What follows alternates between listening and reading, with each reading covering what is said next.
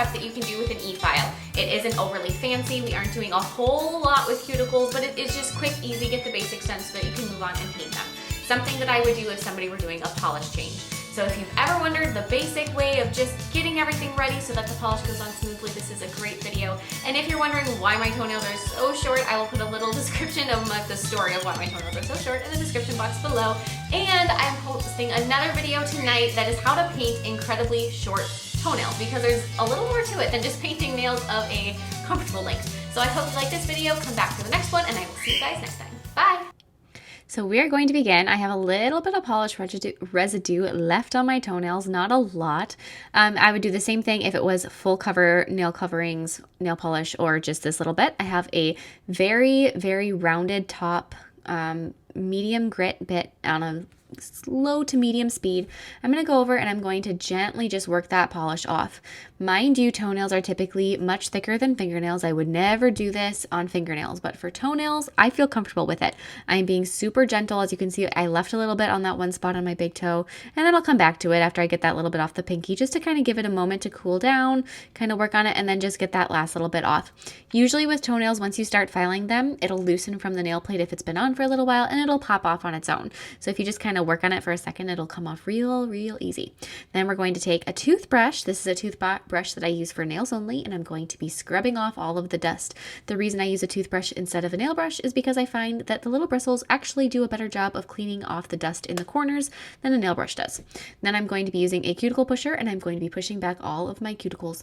If you are doing this as a polish change for a client and you want to speed it up and not push back the cuticles, you could do that, especially if their nails are like mine and actually don't really have a whole lot of cuticle or that proximal fold area to push back. It's kind of up to you. I always do it on myself just to, have the best chance possible. Now I'm using a cuticle bit. This is the same kind I would use on a fingernail. It is a fine grit cuticle bit, and I'm going to be on the lowest speed possible, going and cleaning off all of those dead skin cells off of the nail plate.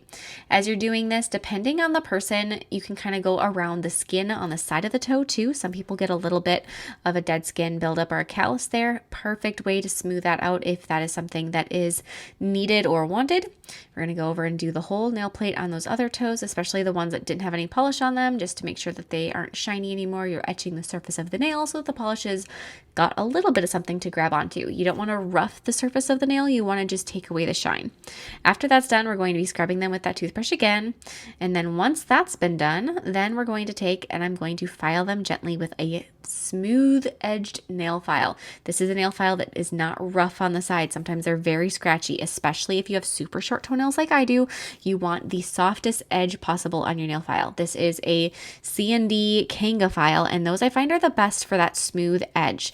They are just perfect for this type of a scenario. So if you are looking for a nail file, you don't know which one, use, if you can find this kind, I would recommend getting those. Otherwise, just feel the edge. If it's scratchy, either smooth it off, use a different file to smooth off the edge, or find a different nail file. So if you're going to file these really short little toenails, you don't want to cut the skin, because that skin is so sensitive on the end of the toe. After that's been done and they've all been filed and they're smoothed out and straightened out, I'm going to take some nail prep solution and I'm going to remove any last little bits of dust and oil residue. And that really is it for the toenail prep. It's all done, quick, easy. I hope you guys like this video. Like I said, come back and see how I paint these super short tootsies, and I will see you guys next time. Bye!